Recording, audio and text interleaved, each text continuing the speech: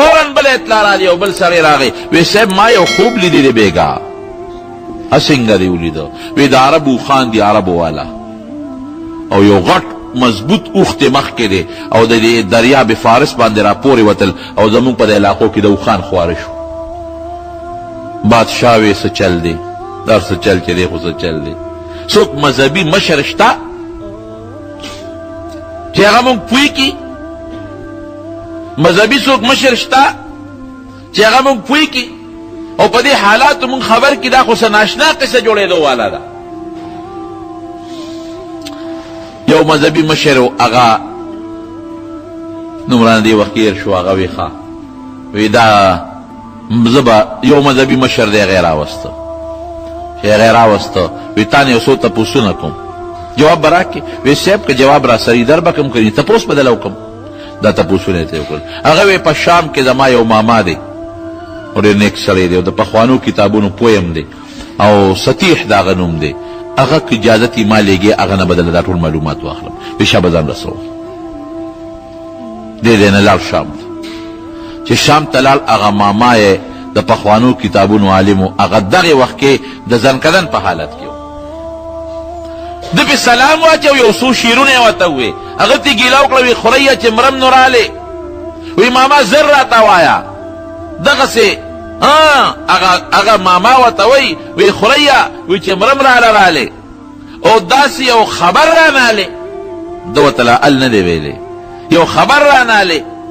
او هغه خبر دا دی چې ستا د بادشاه د محل نه کاڼې پروتې دي او ستاسو فلانکي دریاب مچ شوی دی او ستاسو د فارس آتشکده مړه شوې ده او تاسو خوب هم لیدلی دی چې د عربو خان راغلی او زمونږ په علاقه باندې خواره شو دې پسې راغلی دا تپوسو ده رانه کې ماما جي هم دقه تپوسونه ده نه کوم وی خانو دا دلیل او نخره دې خبره ده چې نبی آخر الزمان دنیا ته تشریف راوړلی دی دا دې خبره ده او تلوار مه کوئ ستاسو اته بادشاہی با تیریگی نو اتم بادشاہی نا پس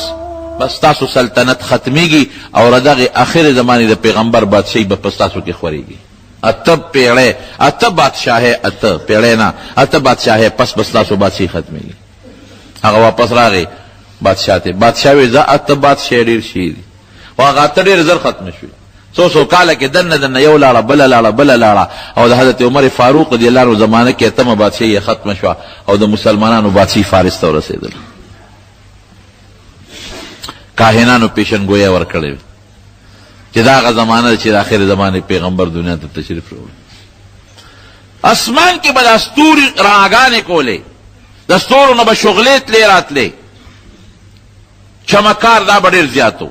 د ستورو شغلې او خلق هم لگه خلقو کم نیکی پیدا شوی و د نبی علیہ السلام د پیدایش نه مخکې بعضې خلق راغون شو او یو میټینګ یې وکړ یاره دا خو ډېر زیاتې غلا غلطۍ زیاتې شوي دي د دې روکتام پکار دی یاره بدعملۍ او زناکارۍ ډېرې شوي دي د دې روکتام پکار دی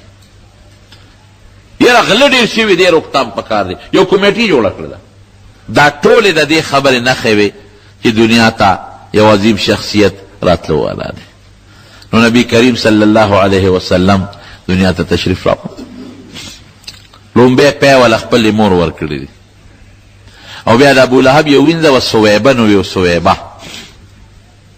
هغې وله پی ورکړي او دا سویبه لاړه ابو لهب ته زیر وکړ وی مولا مبارک دې شه ستا د هغه مړ ورور عبدالله زوی پیدا شو نو په هغه خوشحالۍ کې ابو لهب د نبی علیہ السلام تر دا سویبه وینځه آزاده کړه نو بخاری شریف کې وسر دی بخاری شریف کې شتا ابو لهب چا په خوب کې ولیده وی الله د سره څه وکړل وی ډېر لوی عذاب کې پروت یم ډېر لوی عذاب کې خو چې ما د پیغمبر علیہ السلام په خوشحالۍ کې سویبه آزاده کړې وه نو الله په هغه ټیم زما په دې ګوته کې لږوندې پی پیدا کوي ما بعتاقتي سویبه د سویبې د آزادولو په برکت دی کې یو پوټې غوندې پی پیدا کوي هغه زره دین علما دا معلوموي چې مسلمان به د نبی کریم صلی الله علیه وسلم په پیدایش د خپل خوشحالۍ اظهار کوي داسې خوشحالي نه ګورې لکه دا زمونږ خلک چې بعضې کوي مونځ نه کوي په دې ورځو باندې ډېر خلک چراغان کوي بنګلې باندې صاحب دا بلفونه بل کي او اسونه ناوي کي او جلسې دي او جلسونه وباسي او لوډ سپیکرې دي او څه ورته ویلې کېږي دا غیر شرعي کارونه پکې ډېر خلک کوي تاسې هم نه ده ګورئ مونځ نه کوي د پیغمبر علیه السلام سره د مینې نښه دا ده چې د هغه په شان عمل به کوې د هغه په شان عقیده به ساتې او د هغې په شان اخلاق به ځان کې پیدا کې نه مونځ کوي نه روجې نیسي نه د پیغمبر علیه السلام په شان ځان له شکل جوړوي نه د هغې شان اخلاق پیدا کوي او جی ربیع الاول دی چراغان به کوو او ګولۍ به ولو او څه ورته وایي دا چورچورکي دا به ولو او دغه دا شربتونه به ویشو او کیرونه به پخو او جلوسونه به وباسو داسې مثال دی لکه یو سړي ته چا وی روژه وایي نه نیسي وی پلار به دې ونیسي اسان کار دی څه هلکه وایي مانځله مړه یو مونځ خو نه دی نو مونځ هم نشم کولی روژه نشم نوي مونځ نشم زکات یاره نور حقونه لږ دي چې لا اوس په مال کې زکات هم ورکمه او چې روژه ماتې به شو نو جومات کې به ټول نو مخکې راغی روژه ماتې له خپې به یې راتاو کړې کجورو ته پکوړو ته به کېناستو چې او دې بیختې وځه نه روجې نیسې نه مونځ کې نه زکات ورکې نه څه نور څه نیکي کې او روژه ماتې ته د پکوړو نه مخکې نه خپې راتاو کړي وایي څه کافر خو راته نه ښکارم چې روژه ماتې به هم نه کوم مسلمان نیم څه دا هغه لوبه نه د پیغمبر علیه السلام شکل دی خوښ دی که هغه دی خوښ خو ځان له به جوړ کړی و که نه نه د پیغمبر علیه السلام مبارک عقیده خوښه ده که هغه دی خوښه نو ځان له به جوړه کړې وه که نه نه د هغه ښکلی عمل خوښ دی که د هغه ښکلی عمل دی خوښ خوا به دې کړی و که نه صرف په دې باندې نه نه نه اصل بنیادی چیز دا دی ولکم فی رسول الله اسوة حسنة لمن کان یرجو الله والیوم چې کم سړی خیرت او الله مني نو پیغمبر علیه السلام د هغه دپاره نمونه د هغسې به ځان جوړوي اطیعوا الله و اطیعوا الرسول یو ځل نه بار بار الله وایي زما تابعداري وکړئ او د پیغمبر اسلام تابعداري وکړئ مینه ورسره وکړئ د مینې تقاضا دا ده چې ته د حضور پاک شان کردار ځان کې پیدا کړې نه جي هغه مې نه دی خوښه نه لکه دا جلوس ته ولې ویست او دا په کوټه باندې بلپونه ولګول وایي مسلمان کافر خو درته نه ښکارم داسې به نه کوم مینه کوم که نه څنګه مینه کې مینه دې ته وایي یو ورځ به مینه کې د کال بیا 12 میاشتې به مینه نه کې صرف یو ورځ به کې د خوشحالی اظهار به کوو او په هغه طریقه به کوو چې کومه طریقه باندې مونږ ته د دواړو جهانو سردار او صحابه کرامو فرمایلی دي دین به مونږ د صحابو نه زده کوو بدعاتو نه به ځان ساتي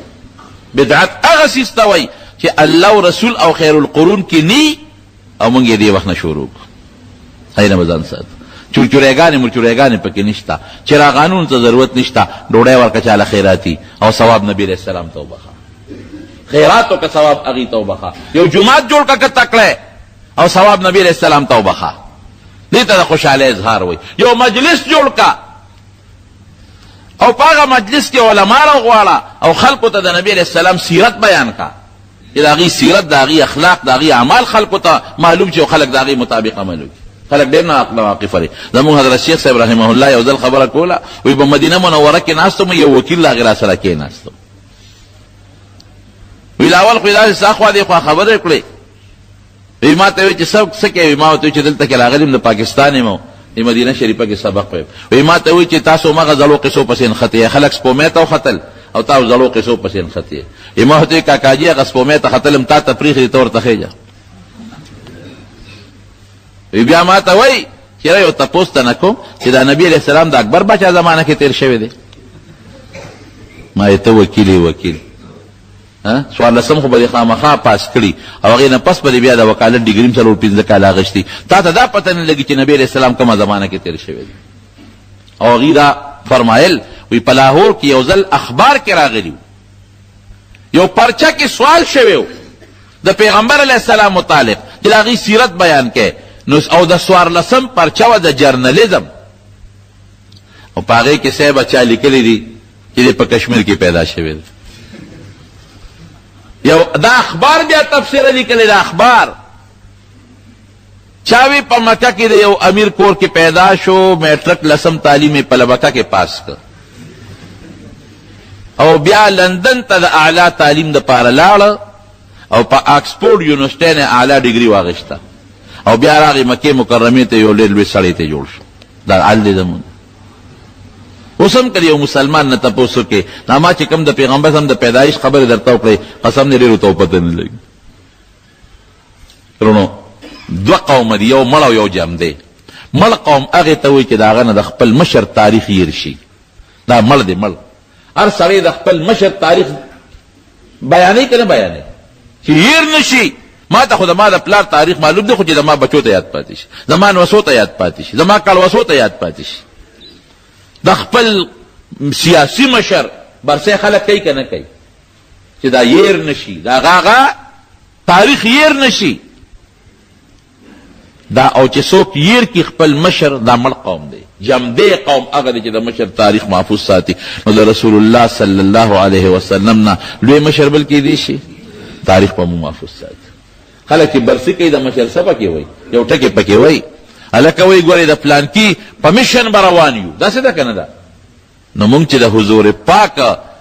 سیرت بیانو موږ به دا وایو چې د نبي علیه السلام په میشن به روان یو.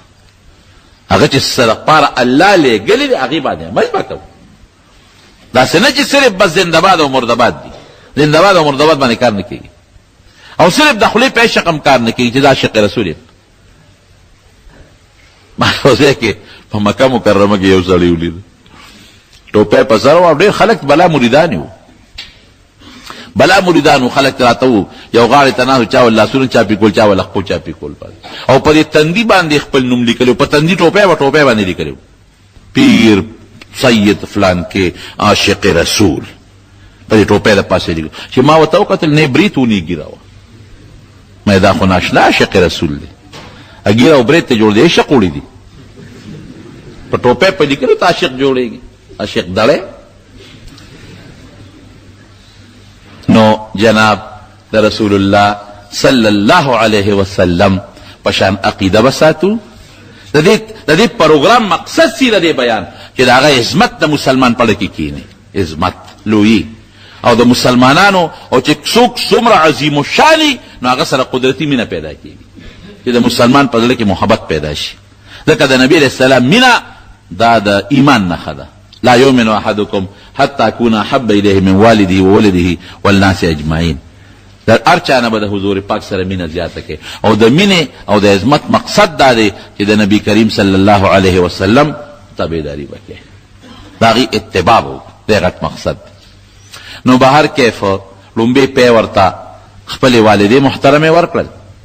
بیا د ابولهب وینځې صهیبې وله پی ورکړل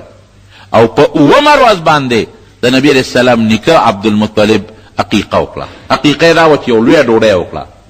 او د مکې لوی اشراف او سرداران ټول راوغوښتل په هغې کې کینول او تاریخ لیکي علما چې دومره لویه ډوډۍ د چا په پیدایش نه ده شوې کوم چې د رسول الله صلی الله علیه وسلم په ولادت مبارک شوی او نوم یې وله کېښود محمد صلی الله علیه وسلم او اعلان یې وکړه وی دا نوم ولې د دله محمد اکدم. محمد ظاهري معنا دا ده اسانه هغه کس چې د هغه صفتونه کېږي د صفت قابل ستایلی شوی د صفت قابل هغه خوبونه لیدلي د آلاتو نه وی زما دا نوسې ډېر مبارک نوسې ښکارېږي او دی به داسې حد ته رسېږي چې خلک به د صفتونه کوي دا نوم یې وله ځکه کېښود او مور بیبي ورته وی چې زه خو وله احمد نوم ایږدم وی ځکه چې ما خوب ولید نو ما ته په خوب کې چا ووی چې دې بچي له د محمد احمد نوم کېده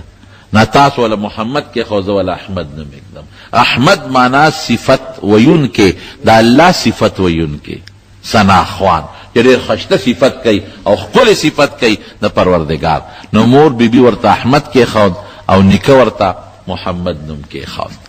بعضې علما وایي په دې اوومه ورځې سنت هم شوی دی لیکن اکثر علما جماهیر او محققین لیکي چې نه نبي علیه السلام سنت شوی د مور نه پیدا دی. یو کافر یو تاریخ لیکلی دی او په هغې کې سل لوی خلک شمارلی دي سل او هغې له نوم هم ایښودی دی د 100 men یعنی سل لوی خلک سل شخصیات. دا عیسائی دی او په دغه کتاب کې چې د سلو شخصیاتو ذکر کوي نو لومبې نوم یې پکې د نبی کریم صلی الله علیه وسلم ذکر کړی او په څلورم نمبر کې د خپل پیغمبر د حضرت عیسی علیه السلام نوم ذکر کړی دی. نو لیکي په دا کتاب کې چې زما دا کتاب څوک وګوري نو دی به خامخا په ما د اعتراض کوي چې خپل پیغمبر د څلورم نمبر کې ذکر کړی دی او د مسلمانانو پیغمبر د په اول نمبر ذکر کړی دا ولې. نو زما جواب دا دی چې زه د دې نه مجبور یم، دا یو حقیقت ته چې ما لیکلی دی. او عجیبه تجزیه کړې ده، وی د مسلمانانو د پیغمبر یو څو خصوصیات دي چې هغه زمونږ د پیغمبر نشته. یو خاصیت د مسلمانانو د پیغمبر دا دی چې هغه ودونه کړي دي او زمونږ پیغمبر عیسی علیه السلام واده نه دی کړی. نو چې زمونږ پیغمبر وادو نه کو، د مسلمانانو پیغمبر واده کړی دی، نو د واده متعلق او بیا د بیبي سره د ژوند د تیرولو دا ټول واقعات عملي طور د هغه امت د نبي علیه السلام نه زده کولی شي، مونږ یې ترې نشو زده کولی ځکه زمونږ پیغمبر واده نه دی کړی. د هغه امت د حضور پاک نه دا چل زده کړی دی چې واده به څنګه کې، بیبي سره به ژوند څنګه تیری، د شپې حالت به دې څنګه د ورځې حالت به دې څنګه، او بیا د بیبي په ذریعه به د سخر خواقې سره څه تعلقات او کور کې به بیبي څه کار کوي، د خاوند سره به څه گزرانی او څه طریقه به، او د ښځو څه حقوق دي، او که دوه ښځې څنګه ژوند به تیری او چې درې وي څنګه به تیری، په سفر به ځان سره څنګه ښځه بوځې نه به بوځې. نو دا ټول مسلمانان د خپل پیغمبر نه عملي طور دا چلونه زده کړي دي، ځکه پیغمبر یې ودونه کړي دي، او موږ عملي طور د خپل پیغمبر نه دا چل نشو زده کولی ځکه زموږ پیغمبر واده نه دی کړی. یو دین د دین لویه حصه ګورئ د انسان د کور دننه د بیبیانو سره تعلق لري، د دین یوه پوره حصه ده. هغه حصه موږ ته د دواړو جهانو مبارک سردار په عملي شکل کې ښوولی ده، د عیسی علیه السلام دا حصه نشته. او دویم وی د موږ د پیغمبر بیبي نه ده کړې نو بچیم نشته، او د مسلمانانو د پیغمبر بچیم شته، اولاد یې شته، اولاد یې تیر شوی دی. نو امت ته عملي طور د اولادو د حقوقو چل زده کړی دی مسلمانانو، چې بچو سره به څنګه ژوند تیری، د بچو به څنګه تربیت کې، ودونه به وله څنګه کې، عبادت ته به کله ودرې، د واده خاده انتظام به وله څنګه کې، او چې مړ شي ته بچي به دنه مال څنګه په میراث کې وړي، او که هغه مړ شو ته به مال په میراث کې څنګه وړي. نو د مسلمانانو د پیغمبر بچي شوي دي، عملی طور باندې هغه امت ته د هغه بچو تربیت هر څه ښودلی دي، او زموږ پیغمبر واده نه دی کړي، بچي نشته، نو موږ ته عملي طور د بچو حقوق تربیت نشو زده کړو. وی درېیمه څه ده، وی د مسلمانانو د پیغمبر خپل کور او زموږ د پیغمبر خپل کور نشته، ځکه عیسی علیه السلام سره یو به لوټه وه، یو به ورسره ګومنځ وه، او ګرځېده به او بستره به یې شاته اچولې وه، او دعوت و تبلیغ به یې کو، کوڅه په کوڅه به ګرځېده. خپل کور د حضرت عیسی علیه السلام نو یو ځل یو سړي اوبه څکلې، په لښتي باندې په لاسونو کې اوبه راواغېشتې او اوبه یې څکلې، نو عیسی علیه السلام لوټه وغورځوله. وی داسې معلومیږي چې د لوټې نه بغیر هم کار کېږي، دې ته مې مجد نشته. یو سړی یو لید چې هغه ګیره او داسې یو که په مخې اوبه واچولې او ګوتې په دې ګیره کې ورکړې، دا ګیره یې پې برابروله، نو ګومنځ یې وغورځوله، وی دې ته حاجت نشته، وی په ګوتو هم دا کار کېږي. بلکل د دنیا نه زاهد او دنیا سره هیڅ تعلق نه ساته. د دې وجې نه د عیسایانو دا راهبان هم په غارونو کې او په جونګړو کې اوسېږي او هیڅ قسمه د دنیا سره تعلقات نه ساتي. نو د مسلمانانو د پیغمبر خپل کورو، نو د ګاونډي حقوق تی مسلمانانو په خپله زده کړي دي چې کور دی کور باله، ګاونډي سره به دې څه تعلق نه، او که دا کور د بل چا په ګاونډ کې دی واغېسته نو ابه د باندې شوفه کوي، د شوفې قانون. او کور کې بیا بیبیانو له ځان له کوټه جوړول. وی دا ټول حالات عملی طور مسلمانانو د خپل پیغمبر نه زده کړي دي. او زمونږ د پیغمبر خو نه ګاونډي و نه خپل کور و، دا چې مونږ عملی طور نه دي زده کړي. څلورمه خبره، اهمه خبره، وی زمونږ پیغمبر صرف د منځ سره او د عباداتو سره خپل تعلق تیر کړی دی، او د مسلمانانو پیغمبر جهادونه کړي دي، او ډېرې علاقې یې قبضه کړي دي، او بادشاهي یې کړې ده، او احکام شرعیه د ټول په خپل جون په خپل امت کې نافذ کړي دي. چې څوک غلا وکړي نو لاس پتې کټ کړي، د هغې خپل اصول او قواعد دي. یا که څوک بدعملي وکړي نو یا به دورې ورکړي پکوړو به وی، او یا به سنګسارې. بعضې خلک یې سنګسار کړي دي او څوک یې پکوړو باندې وهلي دي. او که څوک قتل وکړي نو قصاص به وله ورکړي. څوک ډاکو کې هغه له به دا سزا ورکړي. څوک د اسلام نه واپس لاړ شي مرتد شي د هغه دا سزا ده. نو وی هغه بادشاهي هم کړې ده، او ملکونه هم فتح کړي دي، او عملي طور دا الله تعالی احکام دا په مسلمانانو باندې جاری کړي دي، شرعي احکام جاری کړي دي. او زمونږ پیغمبر دا دغه نه صرف عباداتو سره متعلق پاتې شوی دی، د بادشاہ نه او د سیاست نه باروبار پاتې شوی دی. نو هغه څیزونه زمونږ پیغمبر نه دي کړي کوم چې نبی کریم صلی الله علیه وسلم کړي دي. دا راته زه حقیقت ویم. زمونږ ښکلی پیغمبر چې څنګه پیغمبرو دقسې بادشاهي هم کړې ده، د مسلمانانو بادشاه هم. مدینه منورې جومات مسجد نبوي چې څنګه د عبادت لوی مرکز و، دارنګې د قضا او د عدل او د انصاف هم لوی مرکز و. سیاست یعنی حکومت والا طرز زندگی او پیغمبری دین د یو بل نه جدا نه دي. ګوره اسلام کې داسې ده. اوس هم ډېر خلک وایي وی د مولا د حکومت سره وی څه کار دی. ډېر خلک دا خبرې کوي. نه، اسلام کې حکومت په حقیقت کې د مولا کار دی. پیغمبر هم دی او بادشاه مو. حضرت ابوبکر صدیق د هغه نه پس په امت کې لوی د دین راهنما او مشر او بادشاه هم دی، خلیفه هم دی. ورپسې حضرت عمر، ورپسې حضرت عثمان، ورپسې حضرت علی، زه ورپسې لاندې. برطانیه کې او په انګریزانو عیسایانو کې دا شی نشته. هغې حکومت او دین د یو بل نه جدا کړي دي. د دین تعلق د هغوی د ګرجو سره دی.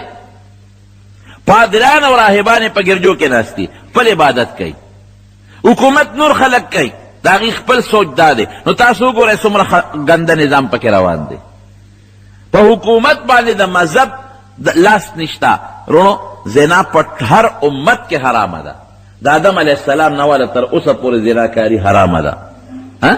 لیکن هغوی د حکومت په سطح باندې ورشئ وګورئ ښځې بربنډې ګرځي. ستر او پرده په هر امت کې فرض ده. یہ ستر او پرده بھئی تاسو ګورئ په یورپ کې، په لندن کې مو ګورئ، امریکا کې مو ګورئ، فرانس کې مو ګورئ، جرمني کې مو ګورئ چې کوم د عیسایانو ملکونه دي، استرالیا مو ګورئ، د ښځو پرده پکې شته؟ نشته. حالانکه د هغې په مذهب کې هم دا جرم دی. د هلک او د جینۍ دوستانه دا په هر شریعت کې منع ده. د آدم علیه السلام نه واله تر زمونږ د نبي علیه السلام د امته پورې هلک به هلک سره دوستانه کوي، جینۍ دې د جینۍ سره دوستانه کوي، هلک او جینۍ به یو بل سره دوستانه نه کوي. او په یورپ کې تاسو ګورئ، په امریکا او په لندن کې هلک او جینۍ دوستانه کوي که نه کوي؟ دا مې بوای فرینډ دی، هلک دوست، او دا به ګرل فرینډ، جینۍ مې دوسته ده، او یو بل سره باقاعده چکر هم لګوي، او د ملکونو سیلونه هم کوي، او یو بل سره په پارکونو کې هم ګرځي او په هوټلو کې هم شپې کوي. نو د هغوی شریعت خدا نه غواړي، د هغې دین کې دا نشته. خو چونکې مذهب او حکومت ته یو بل نه جدا دي. حکومت د مذهب تابع نه دی چې څه کوي نو کوي به. دا مذهب خلاف روان دی. دلته بعضې خلک وایي جی په یورپ کې ازادي ده او ښځو ته ازادي ده او اسلام کې ازادي نشته. واقعي اسلام کې دغه ازادي نشته. ما یو ملګري ته وی یاره وی هلته کې خو ازادي ده که نه؟ مې یو ازادي ده. ته خو دې ته خوشحاله چې هغه نظام راشي او د هغې ښځې ازادي، نو ته به هم پکې ازادې. خو ګورې ستا خور لور به ازادېږي. دا به نه وی چې پردی لور خور به صرف ازادی او ته به ورسره ګناه کوې. نه، ستا هغه به هم ازادېږي. پردی لور خور تا سره مه کوه، پردی لور خور به ازاده چې خو ستا لور به هم ازادی. ستا خور به مزه دی، ستا مور به مزه دی. نو بیا چې سوچ وکوي او دا خو واقعي ته به مزه دی، ګناه به کوې، خو بل الګ به مزه دی، ستا مور سره ګناه به کوي، ستا خور سره ګناه به کوي، ستا ښځې سره ګناه به کوي. دا به نه وی چې ګنې زما هغه به په پرده کې دننه پټې ناستې او زه به ازادې به مزې به اخلم. نه، بل به هم ستا د هغې خپلو خویندو او د لوڼو نه مزې به اخلي. خدای دې د هغه نظام نه موږ وساتي. دغه څه نظام دی چې د یو انسان په مخ کې د هغه خور بېدبي دې معافي، د هغه لور، د هغه مور او د هغه ښځه خپل دوست سره ګرځي. دې دا نشي ویلې ورته چې مه ګرځه، دا قطر نشي ویلې خپلې خور ته چې دا ته څه کوې، د مخ کې به وځي وي دا مې دوست دی. لور به د مخ کې وځي، مور به د مخ کې وځي، ښځه به د په مخ کې وځي، یوه شپه تېروي ورسره 12 وکړه 2 وکړه 3 تېرې. دې پابندي نشي کولی چې دا ولې. که پابندي کوي نو قانونا جرم دی چې تم ازاد او دام ازاده را. ته څنګه پې پابندي کوې؟ جیل ته به ځې، جیل ته. دا د هغې نظام. ولې؟ ځکه د هغې قانون، د هغې حکومت د مذهب لاندې نه دی. مذهب او قانون هغې د یو بل نه جدا ساتلی دي. نو چې څه کوي نو کوي. سپو سره نکاحګانې کوي، ښځې سپو سره نکاحګانې کوي. دا فطرت تقاضا کوي نه دې خبرې. هلکانې سپو سره نکاحګانې کوي او پیشوګانو سره نکاحګانې کوي. او ما یو ځل په یو رساله کې کتلي یوې ښځې چیندخ سره نکاح کړی و. دا جون دی؟ دا څه طریقه ده؟ دا ولې؟ حکومت د مذهب نه اخوا دی، د مذهب دخل پکې نشته. دا خو چې مذهب او حکومت یو ځای شي نو بیا به حکومت د شریعت ماتحتي. دا به پکې نه. یورپ کې ازادي ده او بالکل پکې ازادي ده، خو موږ دا ازادي نه غواړو. موږ وایو چې زموږ ښځې زموږ خپلې ښځې پردی دي نه. داسې ده که نه؟ زموږ خویندې یو په پرده کې ناستي، دا صرف زموږ خویندې او د خپل خاوند ښځه دي، د بل چا دي نه. زموږ لوڼه یې د خپل خاوند ښځی او د بل چا دي نه. او باقي هغه ازادي دلته ښځې د زنانه ته شته. که پلار یې په زور په نکاح ورکوي او دا نه غواړي نو شریعت وایي جبر به پرې نه کوي. ښځه باندې جبر به نه کوي، ظلم به نه کوي چې په کور کې د قیدي ساتلي، دا مور کرم تلی شي، دا پلار کرم تلی شي، دا حج د بیت الله لم تلی شي. دا علم حاصلولو دپاره او د علم د ښودنو دپاره په پرده کې د کور نه بهر هم وتی شي. هېڅ پابندي نشته د شریعت د دایرې لاندې. زما رونو هغه عیسایي دا لیکي، وی د مسلمانانو بادشاه چې هغه نبی علیه السلام هم بادشاه هم پیغمبر و. نو د شریعت احکامات هغه ښودلي دي خلکو ته، جاری کړي دي، نافذ کړي دي. زمونږ پیغمبر عیسی علیه السلام هغه صرف عبادت رفته و، حکومت سره څه کار نو. نو مونږ ته د شریعت احکام په دنیا کې عملی شکل کې نه دي ښودلی. وی دا څلور وجې دي د مسلمانانو د پیغمبر چې ما په دې خبره مجبوری چې زه د هغه نوم په دې 100 کسانو کې په اول نمبر کې ولیکم. زما رونو عیسی علیه السلام هتک دلته نشته. که ته وایې دا د الله حکم هغه ته بس هغه ته دغه ډیوټي سپارلې وه، زمونږ نبي علیه السلام ته دا ډیوټي سپارلې. یاد وساتئ، ډېر خلک د حضور پاک شان ذکر کوي، خو لږ غوندې وښویږي د بل پیغمبر هتک او بېعزتي ورسره راشي. ټول پیغمبران دا ستوري دي د هدایت، دا رڼاګانې دي. خو یو پیغمبر ته الله یو ذمهداري حواله کړې ده او بل پیغمبر ته الله بله ذمهداري حواله کړې ده. نو زموږ ښکلی پیغمبر محمد مصطفی صلی الله علیه وسلم په دې میاشت کې دنیا ته تشریف راوړلی، ربیع الاول. دا راجح قول دی او دې کې بیا اختلاف دی. مشهوره خو دا ده چې په 12 د ربیع الاول پیدایش شوی دی، لیکن بعض علما نه هم یادوي. او مولانا ادریس کاندهلوی رحمت الله علیه یو کتاب دی سیرت مصطفی د نبی علیہ السلام سیرت یې لیکلی دی، هغې کې هغه 8 د ربیع الاول لیکلی دی چې د ربیع الاول 8 تاریخ.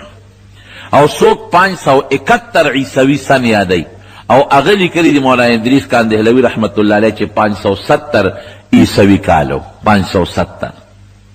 او د ورځ د ګل و په دې د ټولو علماء اتفاق دی. او د سحر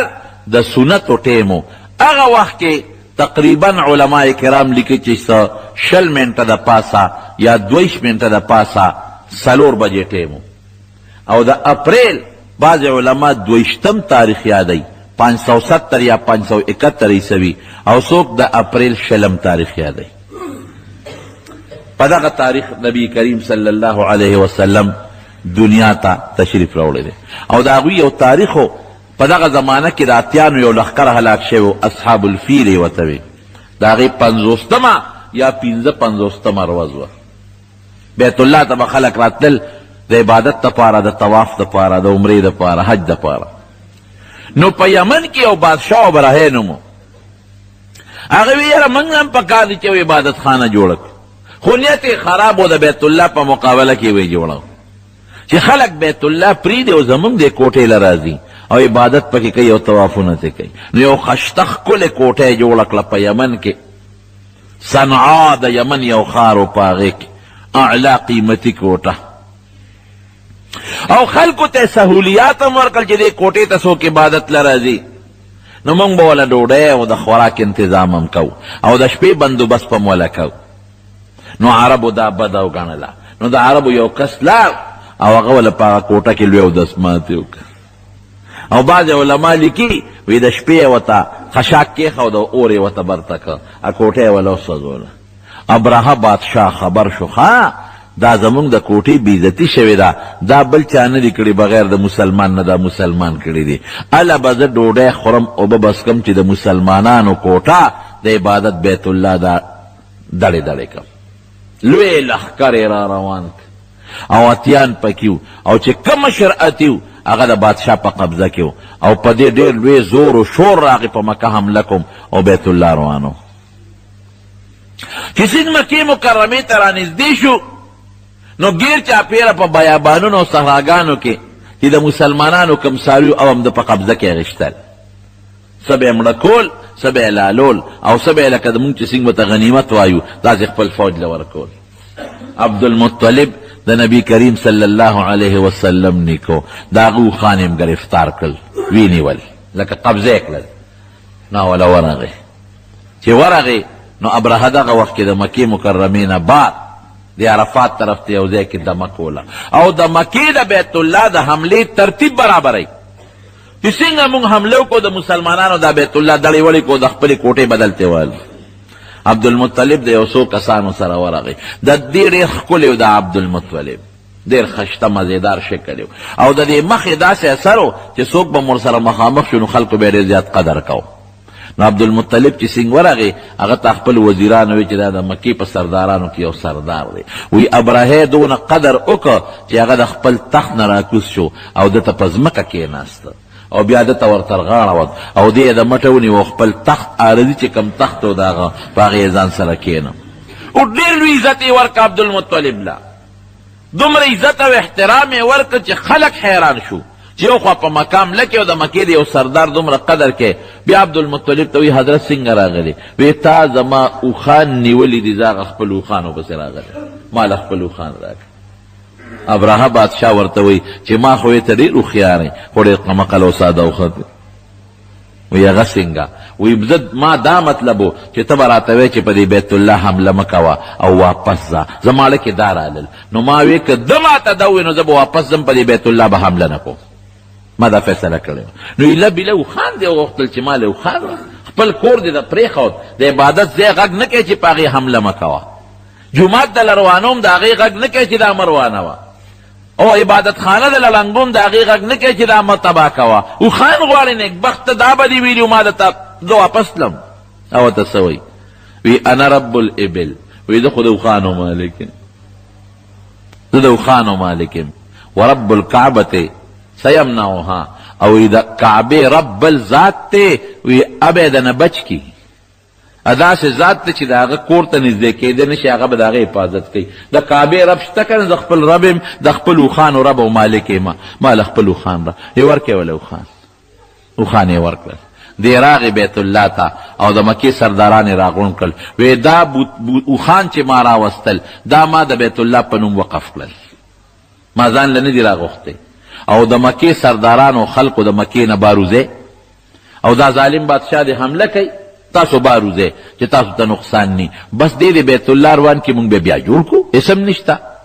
او د بیت الله خوا کې ټول سرداران را جمع شو الله ته په چغو جړل چې مونږ کې دومره طاقت نشته چې دا ستا د بیت الله مقابلې والا لښکر مونږ منې کړو الله ته پیش او د بیت الله حفاظت ته پیش ښځې ماشومان دی د مکې مکرمې نه بار وویستل او ابرهه په لوی زور او شور کې را روان دی اوس چې په بیت الله باندې حمله کوم. پروردګار د خپل کور حفاظت وکړ. د دریاب د غاړې نه د توتکرو په شکل کې مارغان راوچت شو، ابابیل ورته وایي. دا توتکرې نه دي، د دې په شکل حیوانات مارغان الله راوچت کړل. یو یو درې کاڼي به یو سره و. یو کاڼي به په یو پنجه کې نیولی و، بل کاڼي به په بله پنجه کې نیولی و، او بل کاڼي به په مخوکه کې نیولی و. او چې سینګ به رالل کاڼي به یې راخوشې که، نو کاڼي به د انسان د سر نه موت او لاندې د څاروي نه به یې موت. په هغه ځای به پرېوتل، مردار به شو. او داسې دانې به پرې راوختې لکه دا عقل نه نکیاني ده پخوا چې په خلکو راختي چې چک چې ورته وایي، داسې دانې به پرې راووتې. ټول مردار شو، کوتره شو. دا ابرهه اتی وتښتېد، اچته ټینګېدی شو. نو دغه د ابرهه قرآن شریف کې الله تعالی دې قصې ته اشاره کړې ده. الم تر کیف فعل ربک باصحاب الفیل. هغه د اتیانو لښکر سره مې څه وکړل. مسلمان کې چې طاقت نی او کمزوري الله مدد کوي، خو چې مسلمان کې طاقت وي او ځان بې غیرته کی بیا الله مدد نه کوي. 314 په بدر کې طاقت کم دی، هغې بهادري وکړه. طاقت د مسلمانانو کم دی، شمیر کم دی، الله مدد وکړه، ښه مضبوط مدد یې وکړه ورسره. اوس د مسلمانانو 56 ملکونه دي، 56 ممالک، 56 تیل ټول د مسلمان سره دی، سونه د مسلمان سره ده، تانبه او پیتل ګیس د مسلمان سره دی، پیسه د مسلمان سره ده، افراد د مسلمانانو سره دي، دریابي لارې ټولې د مسلمانانو دي. دا چې کوم نهر سویز دی، دا نهر که مسلمان بند که د امریکې یو بیړم ترې خوا نشي راتلی. افراد مسلمان سره، نهر او سمندرونه مسلمان سره، ګیس، تیل، پټرول، ډیزل دا د مسلمان سره، سونا، تانبه او داتونه او هغه داتونه چې کوم نن سبا ایټم بم جوړېږي اټول د مسلمان سره، کم نه چې نن سبا هایډروجن بم جوړېږي اټول د مسلمان سره، کم نه چې ایټمي بجلیګر جوړېږي اټول د مسلمان سره، ټوله د مسلمان سره. ورونو خدایم د مسلمان سره کن او قرآن هم د مسلمان سره، لیکن مسلمان بے غیرت دی، الله مدد نه کوي. وانتم الاعلون ان کنتم مؤمنین. که تاسو کې غیرت، ایمانی غیرت پیدا شو، کلک مسلمان مومن، نو مثالونه شته دی. نو الله د بیت الله مدد وکړي. د مسلمان طاقت کم نه شو کولی د ابرهه د لښکر مقابله. اوس د مسلمان طاقت زیات دی، الله تا ته وایي کوه که نه. هغه لښکر برباد شو، هلاک شو. د هغې لښکر د هلاکۍ 50 یا 55 ورځ و د نبي علیه السلام د ولادت. علما وایي دا الله ښودنه، دا الله د مخکې نه ښودنه چې داسې یو پیغمبر دنیا ته رالیږم چې د هغه په مخامخ د هغه د پیدایش نه مخکې د اتیانو مضبوط لښکر هلاکوم، نو چې هغه دنیا ته راشي خو د هغه مخکې یو لښکر هم بیا نشي ټینګېدی، خو به هلاکېږي. پیدایش د نبی کریم صلی الله علیه وسلم د چا نه شوی دی؟ د مور نوم یې بیبي آمنه ده، او د والد صاحب محترم نوم یې عبدالله دی. دواړه په نوجوانۍ کې وفات دي. عبدالله په نوجوانۍ کې وفات، تجارتي سفر باندې تللی او د مدینې منورې په ګوان کې په راتلو کې وفات شو، قبر یې هلته دی. او د مور پلار دقه یو بچی باس، پلار د پیدایش نه مخکې وفات دی. الله خو عجیبه نظام دی که نه، دنیا ته ښیي چې هغه ماشوم چې پلار د پیدایش نه مخکې، مور د پیدایش نه پس په 7 کال د 7 کالو ماشوم یتیم بچی، او چې زه غواړم د دغه ماشوم یتیم بچینم د اسلام او د ایمان رڼا د دنیا ګوټ ګوټ ته رسولی شم، او داسې شخصیت ته جوړولی شم چې ټوله دنیا به تر قیامته پورې د هغه د مثل د جوړېدو نه عاجزوي، نه به شي پیدا کولی. نو ولادت چې کله د نبی علیه السلام وشي، او بیبي ده د عثمان ابن ابي العاص، مور د فاطمه نوم دی، فاطمه، او د دې فاطمې د پلار نوم عبدالله دی، فاطمه د عبدالله لور. هغه وایي په دغه ورځ د نبي علیه السلام کروم چې دا پیدایش د حضور پاک کېده، وایي په کور کې یو ناشنا رڼا شوه، رڼا مې ولیدله، او ستوري مې ولیدل چې د اسمان نه ځمکې طرف ته را روان دي. وایي ویرېدم چې دا ستوري په ما را پرېونه ځي، او د نبی علیہ السلام مور بی بی وی بی بی آمینه وی چې د حضور پاک د ولادت په وخت کې یو رڼا زمانه راوچته شوه وی ما د شام محلات ولیدل داسې یو رڼا دا د اسلام او د ایمان او د هدایت رڼا وه او د پیدایش د مخکې نیکه عبدالمطلب او ما یو خوب ولید وی زملاستیم زما د شان یو زنځیر راووت د هغه زنځیر یو سر ته اسمان سره ولګېد بل سر مشرق ته روان شو بل سر مغرب ته روان شو وی ناګانه د هغه زنځیر نه ونه جوړه شوه د هغې ونې خشته خشته پاڼې دي او خشته میوه ده پکې وی څوک لګیا دي هغه اونې د هغه میوې نه میوې را شوکوي وی څوک لګیا دي د هغه اونې هغه څانګې کټکول غواړي وی یو خشته سپین سړی دی هغه ورته خلک نه پرېږدي چې څوک پکې روانې کوي څانګه ونه څوک پرې کوي نو هغه سپین خشته شکل والا سړی ورته څوک نه پرېږدي وی ما لاس را اوچت که چې زم ته په ما د پاسه دا ونه پرته ده د شا باندې وی لاس مې اوچت که چې یو میوه ته زم را وشکوم وی زما لاس ورته ونه رسېد دا زنځیر د اسمان سره جنګېدل دا د الله سره نسبت دی او مشرق او مغرب ته خورېدل د نبی علیه السلام د دین خورېدل دی او دا اونه دا د شریعت او د اسلام او د نبوت اونه ده او دا میوې دا د هغې خشته ښکلې ښکلې احکام دي او عبدالمطلب وی زه ونه رسېدم دې ته اشارت دی چې د نبی علیه السلام د نبوت هغه خوند رسېدو ته دې نه رسېږي دی د هغې نه مخکې وفات شوی خلکو د دې نه علاوه ډېر خوبونه لیدلي دي ناشنا دا هغه وخت و چې د امریکې په شان حکومت و د فارس لوی حکومت و د فارس داسې و لکه د امریکې حکومت د هغه د محل نه 14 کاڼي پرېوتل زلزله راله او فارس کې آتشکده به وه خلکو به ورته عبادت کو اور به بلیده آتشکده هغه د مجوسیانو د عبادت هغه اور هغه بلو او د علیه السلام د پیدایش په وخت کې هغه اور فوري مړ شو او یو لوی دریاب دی یو چینه د ساوه دریاب چې دا هم داسې دی د هغې مذهبي لکه څنګه چې د هندوستان والا او دا دریاب سره دا مړي دا ایرې چې پکې غورځوي څه ورته وایي جی گنگا دریاب گنگا د هندوانو یو محترم دریاب دی دغه رنګې دغه دریاب مکمل اوچ شو اوبه پکې ختمې شوې او شام کې یو لوی دریاب دی یو لوی حوض دی بحیره تبریه ورته وایي دام اوچ شو او دا چې کوم وخت یاجوج ماجوج راشي هغې به یې د اوبو څکي هغه وخت بیا به اوچېږي او یو سړي یو خوب ولید بادشاه د فارس په دغه وخت کې دا څه ورته وایي د کسرا هغه فورا میټینګ راوغوښته او ملګرو ته یې وایي چې ما د بېګا زلزله راله او زما د محل نه 14 خښتې پروتې دي د څنګه پرېوتې چې دا خبرې کولې فورا کې اطلاع راولېږله وی صاحب هغه فلانکې دریاب هم وچ شو اوبه پکې نشته نور غم هم شو بل سړی راغی وی صاحب د فارس د آتشکده د هغې د اور د عبادت امر شو فورا بل اطلاع راله بحیره تبریه وچه شوه